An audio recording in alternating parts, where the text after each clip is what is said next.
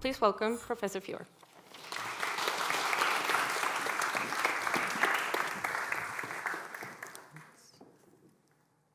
So thank you very much.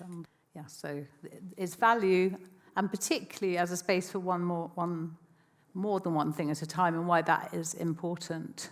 So this quote from Catherine Schonfield describes the public realm as where we experience democracy.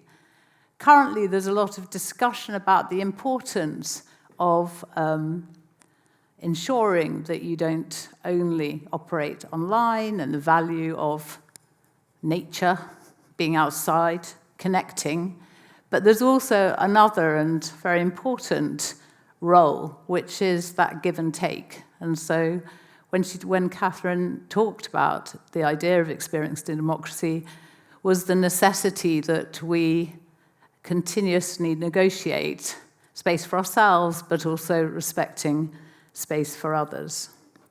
I think it's important to remember that public space doesn't just come into being. It's made by both proclamations and regulations, but also by use. Habits are imprinted and in turn make invitations for others. And this can last for centuries alongside the rhythms of passionate protection for spaces when they're under threat. Every city and conurbation has its own examples, but the places I'm going to talk today are in walking distance of this hall. And so those of you who are watching this from far away online might start taking your own walks, both from where you're watching this, but also there's opportunity of seeing where Gresham sits. The black dot is where we are now, so just sitting on the very edge of the city's boundary. What are the challenges to a rich public realm? Somewhere which through use, you can own it for the time you're there and negotiate that with others. And how do you protect it? Use does give you that feeling of belongings. I won't be exhaustive, but these are some of the ways that the creation of public space can go wrong. Number one, intentional emptiness. Number two, regulations. And number three, source of revenue, seeing spaces as a source of revenue. So the first is intentional emptiness. This is the base of what's called the gherkin. And here, the territory which is owned by the building owner is deliberately kept empty so that the object building has no visual interference around it. There is effectively a cordon sanitaire so that it can be appreciated in all its might. It's also interesting that the materials that are used are ones that won't change. So neither age nor use can really interfere with that first preconception of its coming into being.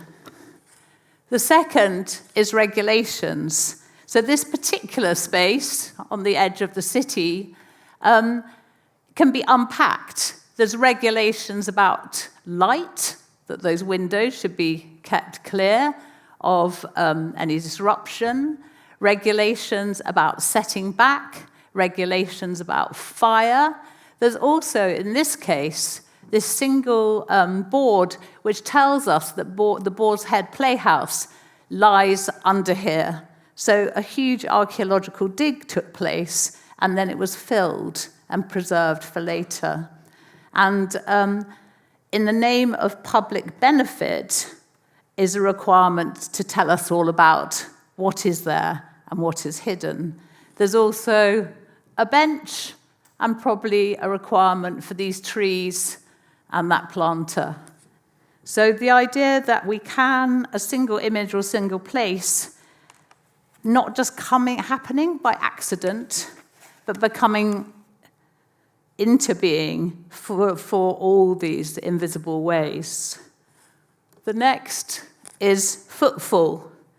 This idea that there's value in the people that move around the city because they bring with it the possibility of revenue to the owned spaces that lie at ground floor level. This is Broadgate in the city, which was first designed and promised as an open space, and which was the first site of an ice rink in London. It has now been segmented so that the buildings at ground floor each extend and take up that territory for trade. Efforts have been made to try to have spaces full of life, inclusive, inviting, eventful, welcoming, and the Greater London Authority spent a number of years putting together a charter with 8 principles for success. It was intended with the idea of this give and take of rights and responsibility for users, owners, and managers of new public spaces, and it hasn't been taken up. So I think that question of how are spaces made, I'm going to try to begin to sort of give some ideas about how that might happen. And I have to say, the invitation to talk here, I was asked, why do these new spaces in the city look as they do? That was kind of my brief, and I think that's what I've attempted to begin to suggest, that there's reasons why they look like they do look. Going back to our map, where the red line is the city boundary, and looking east, there on the east by Aldgate Station is the only state-maintained primary school, Aldgate School. And here, it's said that a sign of a healthy city is the presence of people of all ages, and particularly children. They're seen as almost canaries of success. And so what was there before was a road. The red brick building is that same facade we see up on the right. And a project by the City of London rerouted the road and filled it in. And it's interesting to stand there and witness what looks like kind of expectations of everyday life. But the city doesn't have that many children living in it. And this isn't an accident. An ex-chief planner described how, with deliberation, they made a decision to not have family housing and instead encourage bars and nightlife. The not having family housing meant it was less likely to have people who would complain, and he believed that the way to bring international banks to the city was to make it this exciting place for young people without dependence. And I think that that's important to realize that policy at that scale determines what we see in our public spaces. The other word to think about, which I'll mention again, is this idea of adjacency. Rather than having to have, pop-up markets and other activities, in fact, if you can bring the space to sit against the activity in use, then the activity of that building will spill into the space made for it. So, rights of use. I am not a historian, but I am going to start with historical examples, because I think we can see how there's patterns which keep repeating, and perhaps when those of you who are here see something changing in your neighbourhood, you might look back in order to look forward. So this is a drawing of Moorfields, again, not far at all to walk to. And this was an area of open ground which was protected for use, for the rights of use. So here you can see some of the activities that were afforded: washing and drying clothes, pastimes such as archery, pasture, and what we can see is this sort of coexistence in places a fence has been put up, so maybe that a cow doesn't walk over your sheets, but things come pretty close. And I think what is relevant, the thing which is continuous, is the right to move around them. So you see the path crisscrossing these various different activities. And so that the idea of the commons isn't a free-for-all, it's a series of different rights of use coinciding with the right to move across the space. And then I'm just going to go through some other examples of this. So habits can create the circumstances. Here, a fence protects a statue, but the fence is also a climbing structure, and it's a leaner for what looks like a series of both unrelated and unconcerned adults to relax. And so there's a sense of patterns of previous use, perhaps those adults once climbed over that fence, that this same prop can have multiple meanings to whoever's using it without it seen as problematic. So the fence, in a sense, is inscribed with permissions from uses that happened before by others. Civic buildings need to perform, and so they need some space in front of it. This is Hackney Town Hall, where we have been commissioned to invest in this space without changing its possibilities. So this is a single photograph, not a montage, where a wedding's happening at the same time as protest. So an encampment, and as he spoke, the guests were completely unconcerned that these two things were co-opting the space. And in a sense, this is a very good example of Catherine Schonfield's public spaces where we experience democracy. Buildings have their part to play. So they have their part to play in closing down spaces, but also allowing it to sing. This is two stills from the film Mon Oncle, where Hulot moves into a modern building and discovers that if he adjusts the plate glass window, there's a point when the sun hits it, bounces onto the bird cage, which is normally in shadow, and the bird starts singing. And if we can think about that sequence of events, of buildings opening up and being generous with their setting, and in turn creating a third space, I think it would be a useful start.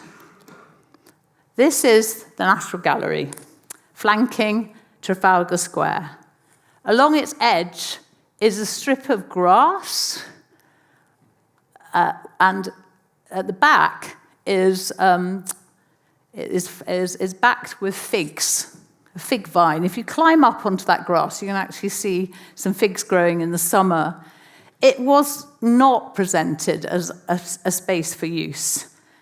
It's rather a setting for the building to rise out of. But in the pandemic, something unusual happened.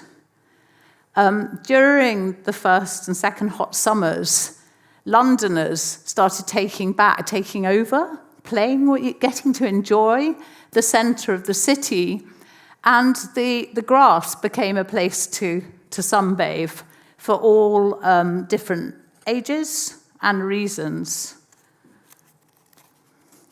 Interestingly, even though the building was locked, it was still staffed by guards taking care of it.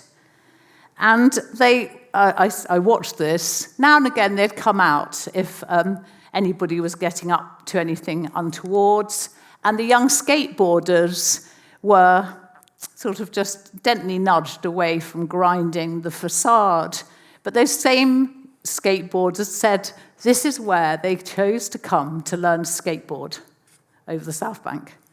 Because suddenly the guards were not just limiting what you did, but enabled them and made it this beautifully paved and smooth surface, a safe place to practice adulthood and skateboarding.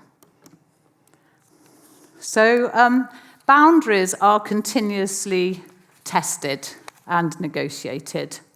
So Lincoln's Inn Field, so another field after Moorfield, was used both for,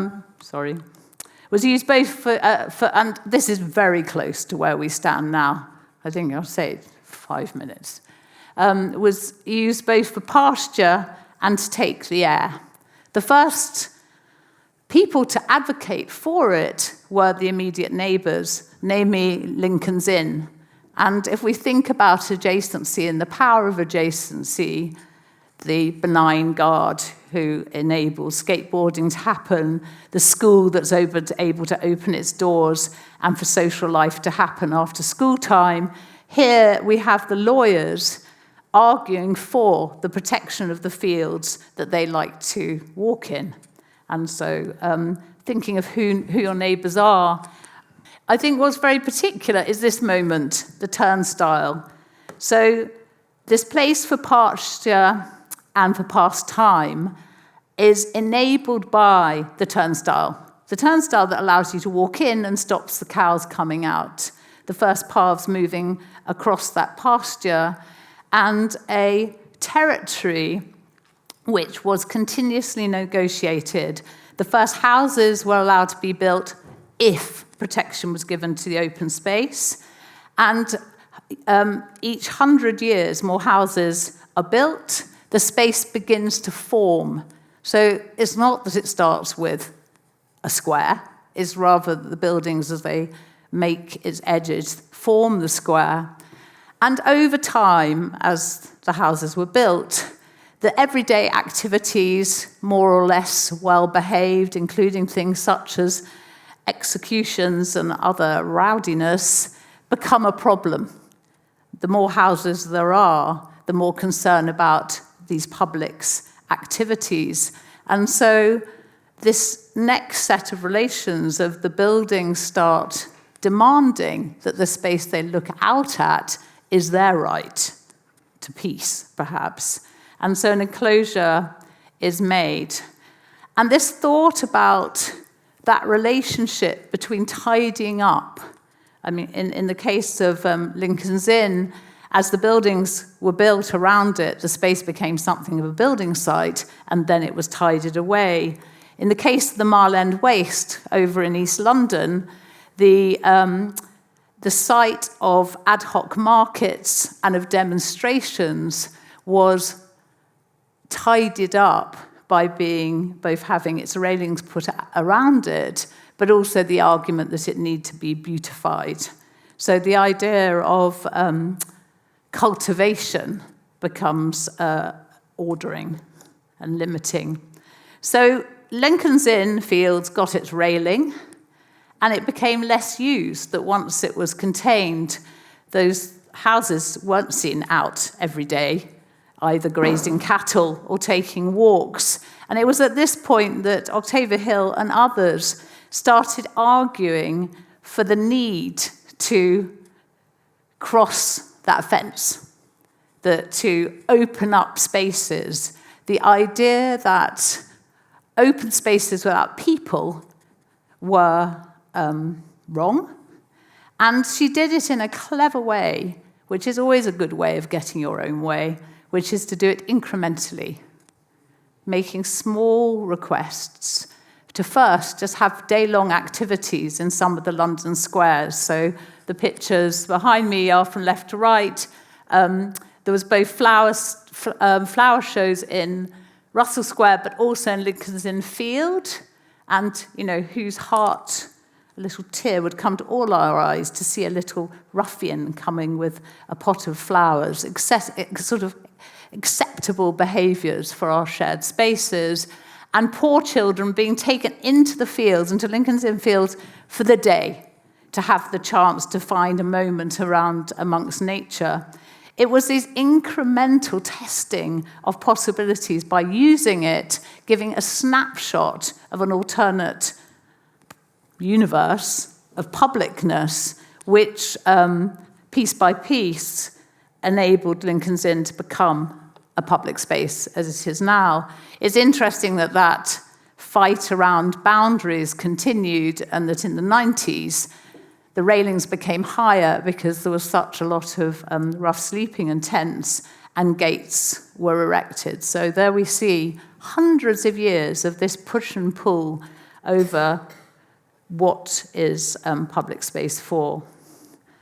This renaming, and the renaming through planting, of this idea of a counterposition to control through containment and gardens, to taking trespass through planting. If one move is the little child holding their prized bloom, another is the example of, whether it's called guerrilla gardening, or in the case of New York, a disused lot being taken over first by flower bombs by the artist Liz Christie, and then becoming precious, and so in becoming precious, becoming protected. So now, after all that, I suppose I'm going to talk about perhaps a continued tradition in our own work. So I am one of the founding partners of Muff Architecture Art. We've been working for a number of decades, including at various points where public space is not invested in, and when it is invested in, there is no money for maintenance. Most of our commissions are local authorities, but sometimes they are private developers, and the sites that we make sit in landscapes that do not belong to local authorities, but which are named as public realm, which people can use. So I'm just now going to go through a few examples, and perhaps afterwards we can see in what way have we, by designing for a precision of use. And I think at that moment I look back to those first slides, the examples of emptiness, or the regulated space where nothing can change, so the initial investment doesn't require anything more of local authority or of building owner, or is there something other than privatizing to give specificity? And I suppose our belief is that the bespoke actually makes space for the universal. So I'm going to start with Outer Valley Park, just to the east of Aldgate, and again, the city. It was named Outer Valley Park after Outer Valley, who was a garment worker who was murdered in a racist attack. It had previously been a burial ground, and it should be noted that alongside the more temporal activities of Octavia Hill, she also identified the unused spaces which could become of public benefit, and it was particularly unused burial grounds. So Outer Valley Park had been a burial ground. It was the site of the original White Chapel, and then a site of another further 3 churches which were demolished. We started our research in public with an archaeological dig, which 750 members of the public, including children, came to work with Museum of London archaeologists to find the evidence of those previous churches on the site. It also should be noted that in the corner was a structure which, before I knew what it was, I thought it was a piece of public art, but in fact is a 1/3 replica of the Shahid Munir monument, which sits in Dhaka, and is a monument to the secular martyrs for the Bengali language poets. On the 21st of February, at midnight, people come and bring wreaths to it. So our work here was both making visible the past, of this site and its particularities, and honouring them with new settings. And so here in this image, you can see both the white stone is the fragments of the original Whitechapel, and the green, which you can see at the top corner, is actually part of the profile, the edge of one of the churches on the site, which becomes an elevated park deliberately at 45 centimetres, which is the height of a chair. So it allows for comfortable sitting, but it also allows for special moments like that 21st of February where people queue to bring their respects, pay their respects, and also that long tradition of protest can come about, and the place to sit becomes the place to stand. My second example is the idea of a building which can interact with its setting and give something to it. So this is the Brixton Recreation Centre, a building from the 80s. And what we tried to do, our commission was a refurbishment project, was to honour its relation to its neighbourhood. Our contribution, a partial refurbishment, new spaces for community organisations, new lighting, new windows. Whoops, sorry. And so the idea, the lighting of the building lights the street. It was an extremely dark street. The lighting of individual shops and giving them their own signs celebrates them. Local activists had protected the signage which had been taken off previously, 10 years previously, and put in skip. They'd taken care of it for 10 years, was replaced. And the new openings into that brick wall deliberately just make space for someone to stand out of the rain. So that the idea that a building can have that give and take, if we can get back to the window angled to let the birds sing.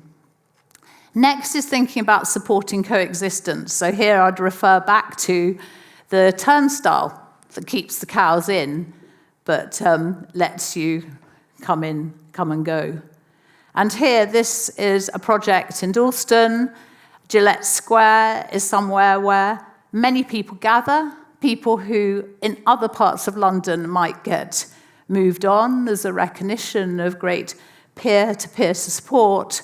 And one of the organisations who sit on that square, providing both surveillance but also activity as a place of everyday meeting, but big festivals, wanted to make space to play. And so normally that's not seen as something that really is so compatible, street drinking, say, and children playing. And here what we introduced instead of the turnstile was a mirror container of loose parts play that twice, 3 times a week in summer, there's a play worker who with the children brings the play out, and they take up territory that can then move in. Thinking about embedding use before you build. You know, how do you give those rights to the city?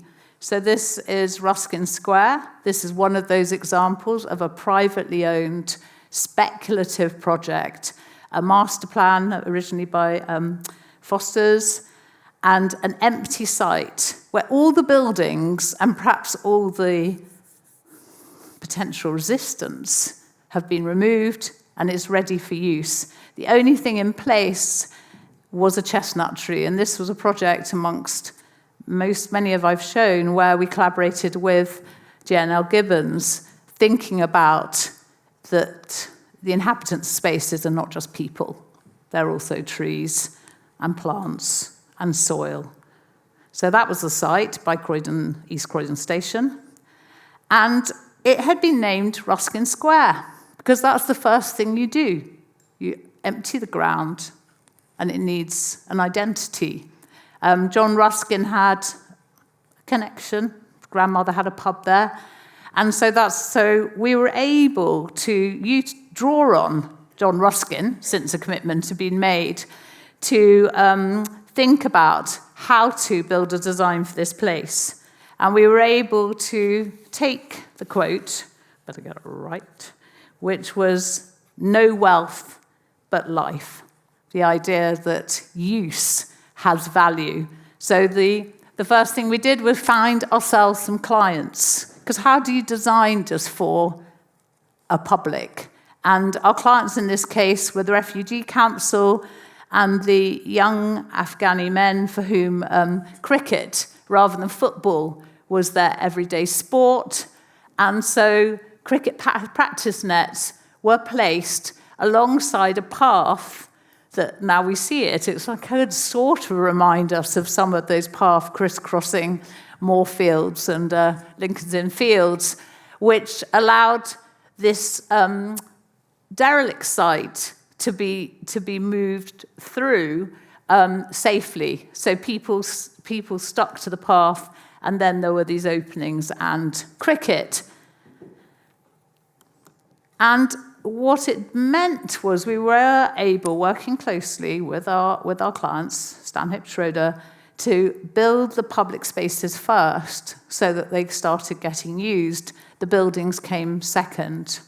And with a series of spaces which can unpack references to Ruskin, of making places to be alone and together, to be explicit of who's welcome, a child-sized seat by a bench, but also places appropriate for young people to hang out with that degree of safety, because it's young people often who feel most vulnerable, even if a group of them are seen as a threat, to take advantage in the best possible way, to take advantage over exploitation of the sense of security that this quite controlled space gives. Just two more examples till I finish. Next is making claims. So how do you have shared spaces when there isn't much available? In the case of King's Crescent, this is an estate in London where part of it was demolished, and for many years were left the mountain of debris. Finally, things stacked up, and it was possible to build new buildings. In the middle, which was the territory which had been demolished, where there'd been a tower block, in the centre of those existing, was introduced a new street, which made a link to the park.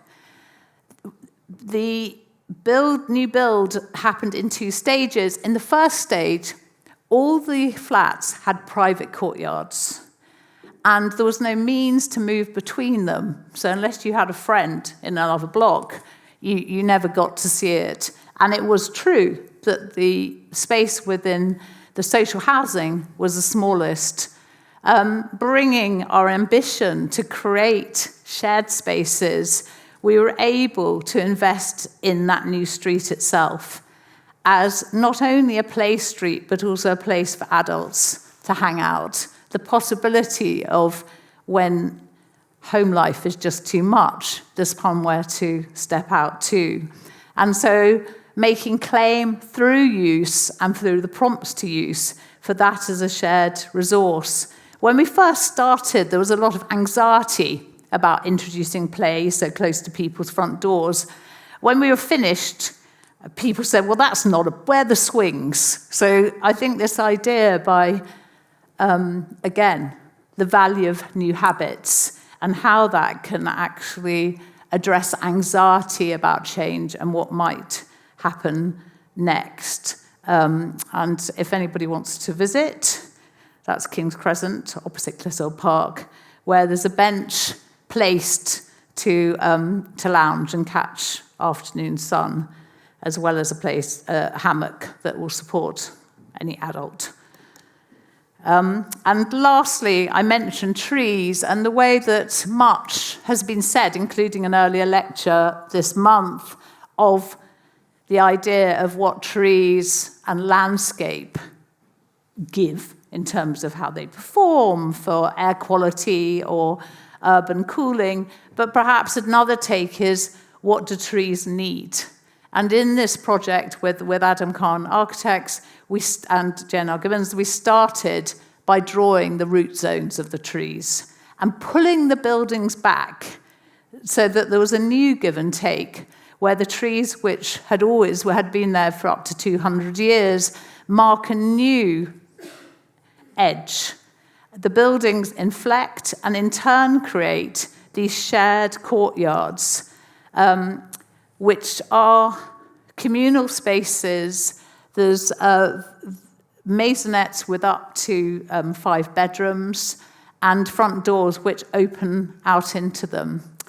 So, and I think that this idea of prediction, there's 12 different bridges across this new channel with tree planting, which in time will also bring privacy and aspect, but also places for adults to, again, step out of the interior and bring something to the street. So in order to bring this richness and to answer my host of why do spaces look like they do and how might they change, I suppose number one is to value use, to design from use and users that you don't have to go for this idea of a neutrality and an avoiding of risk, to consider adjacencies which can be generous neighbours, and remember that from the particular comes the universal. Thank you.